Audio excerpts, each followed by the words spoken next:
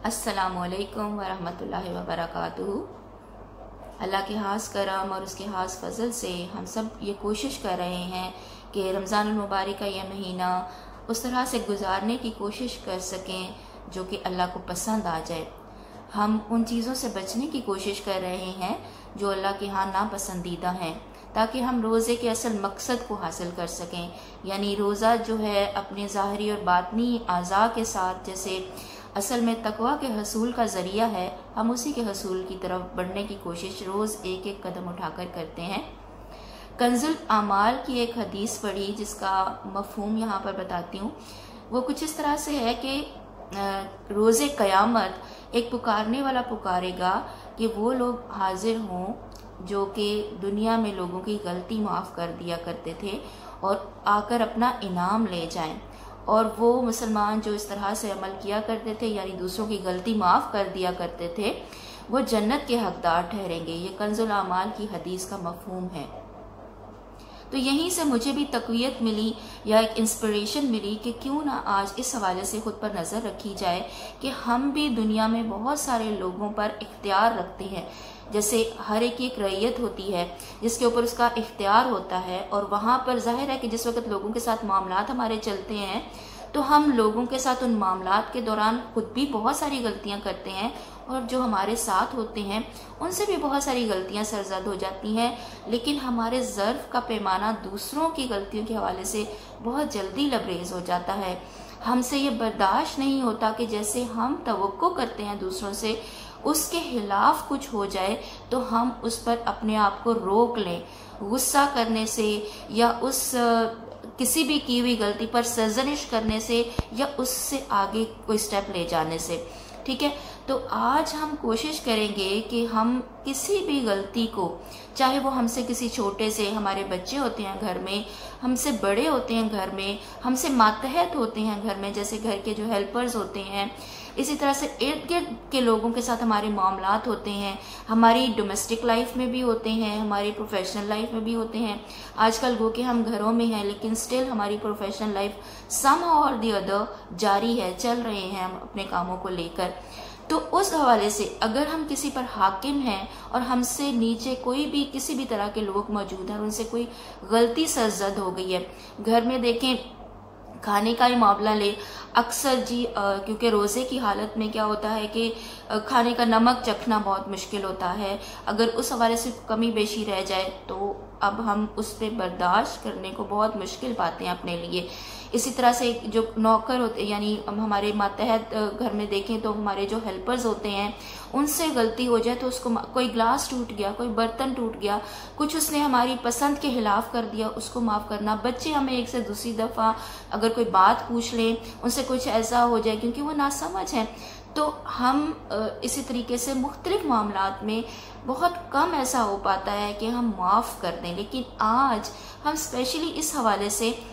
कि क्योंकि हमने ये जान लिया कि अल्लाह के यहाँ गलती माफ़ करने वाले की जज़ा बहुत बड़ी है,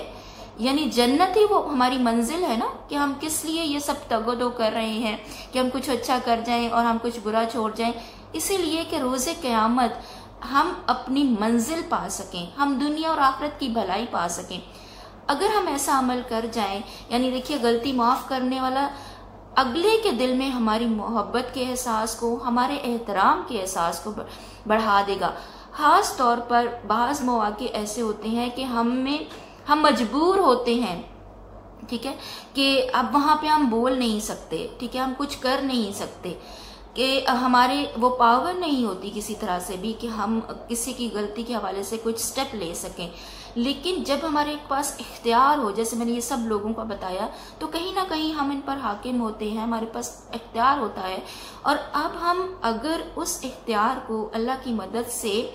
उसकी बताई हुई पसंद के मुताबिक इस्तेमाल करने लग जाएं तो उसकी हदूद को तोड़ने से बच जाएंगे, गुस्सा नहीं करेंगे। हमारे दिल में ये एहसास होगा कि ये भी इंसान है और इंसान तो हम भी हैं, हमसे भी बेशुमार अताएं होती हैं, ठीक है, और अल्लाह ताला किस तरह उसे सरफ़े नज़र करता है, वो माफ़ करता चला जाता है। बावजूद इसके कि हम तो उस पर माफ़ी मांगते भी नहीं हैं, लेकिन अल्लाह ताला इतना करम करने वाला है कि वो हमसे उस माफ़ी ना मांगने के बावजूद हम पर करम करता है, उन गलतियों पर हमें सज़ा नहीं देता और तौबा का दर भी आखिर तक खुला रखता है। जब तक कि आखिरी सांस है तब तक हमारे लिए तौबा का दरवाज़ा खुला हुआ है। अब जब हमें ये मालूम होता है, वो कहते हैं ना कि जब हमें मंजिल का हुस्न मालूम होता है तो उस पर पहुंचने की जल्दी हमें बहुत होती है और उसके लिए तगो-दो का जज्बा भी और ज़्यादा बढ़ जाता है। इसलिए जैसे अब सिंपल सी मिसाल लें कि हमने यहाँ से अपने मतलब किसी भी मकाम पर जाना है, हम अपने दोस्त के घर जाना चाहते हैं, हम अपने किसी भी और फेवरेट रिश्तेदार के घर जाना चाहते हैं। फेवरेट रिश्तेदार मतलब जहाँ जाके हम बहुत खुशी महसूस करते हैं, इस तरह से देख लेते हैं। तो हम वहाँ पर जाने के लिए बहुत तैयारी करते हैं और हमारा जज्बा होता है कि हम वहाँ पर उस तरह से पहुँचें जैसे कि अगले को भी खुशगवार एहसास हो, हम कोई तोहफा लेके जाते हैं। तो यहाँ ये जो मतलब हमारा एक जज्बा होता है किसी मकाम पर पहुँचने का, उसी से अगर हम कंपैरिजन करें तो आप देखिए कि जिस वक्त हमारे दिल में ये एहसास हो कि रोज़े जज़ा मुझे इतनी बड़ी एक इसकी एक यानी जज़ा मिलने वाली है जो कि जन्नत की सूरत में है, तो हम क्यों ये छोटा सा अमल ना करें। रोज़े की हालत में क्यों ना अपने नफ्स पर काबू पा जाएं, अपनी ज़ात पर काम करें और बर्दाश्त कर जाएं, तहम्मुल का मुजाहरा कर जाएं। इसलिए कि आज हम किसी को माफ़ करेंगे तो हमारी भी छोटी छोटी गलतियां और बड़ी बड़ी गलतियां अल्लाह अपने फजल के सदके ज़रूर माफ़ कर देगा। और ये हम अगर नोट करेंगे तो हमारा वो माफ़ कर देना हमसे छोटे बड़े मातहत को हमारे दिल में एक सुकून का एहसास उतारेगा, और ख़ास तौर पर उस हालत में जबकि हम इख्तियार रखते हों, जबकि हमारे पास ये पावर हो कि हम उस गलती की सज़ा दे सकें, उस पर सरजनिश कर सकें। अब ऐसा नहीं है, अब जाहिर है कि बच्चे अगर करते हैं गलती या कोई भी, तो हमें उसको समझाना होता है, इससे हम कतई नज़र नहीं कर सकते, ठीक है, लेकिन वो अंदाज हम बदल सकते हैं। ठीक है, अगर हमें बच्चे को समझाना है या तनबीह भी करनी है तो हम अपने अंदाज को बदल सकते हैं, नर्म हुई इख्तियार कर सकते हैं। वो नरमी से समझाना भी असल में उस गलती से सरफ नज़र ही करना होगा हमारा कि ठीक है हमने माफ़ कर दिया, गलती से दरगुजर कर गए। ठीक है, तो उम्मीद है कि अगर हम आज दरगुजर करेंगे तो अल्लाह अपने करम से रोज़े क़यामत हमारे तमाम गुनाहों से, चाहे वो दानिस्ता हो ना दानिस्ता हो या हमारे सगीरा कबीरा गुनाह हो, उनसे भी दरगुजर फरमाएगा। और जब हम हसूसन इरादा और नियत करके आज ये अमल करने की कोशिश करेंगे, छोटा सा भी किसी से कुछ सरजद हो तो हम अपने आप को रोक लेंगे, तो उम्मीद है कि अल्लाह ताला कि हाँ ये अमल ना पसंदीदा ठहरेगा, और इस पसंदीदा अमल के करने से हम उन चीज़ों से बच जाएंगे जो कि अल्लाह के यहाँ नापसंदीदा है। और यही बच जाना असल में तकवा है। हमेशा हम इस पॉइंट पर पहुँचते हैं कि जब हम कुछ अच्छा करते हैं और बुरे से रुकते हैं तो वो रुक जाना और कर जाना असल में तकवा के हसूल की तरफ हमारा बढ़ता हुआ एक कदम होता है। तो अल्लाह करे कि आज हमें अगर दिन भर में ये मौका मिले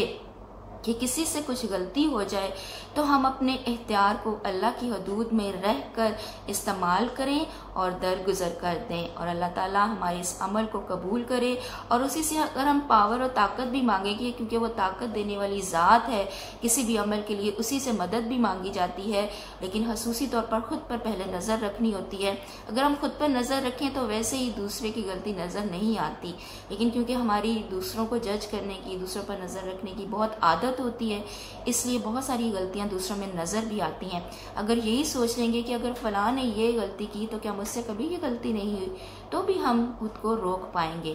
तो कोशिश करेंगे मिलकर, अल्लाह ताला इसके लिए हमें मदद अता करे और अल्लाह करे कि हम कामयाब हों और ये कामयाबी दुनिया और आखिरत की हो। आमीन।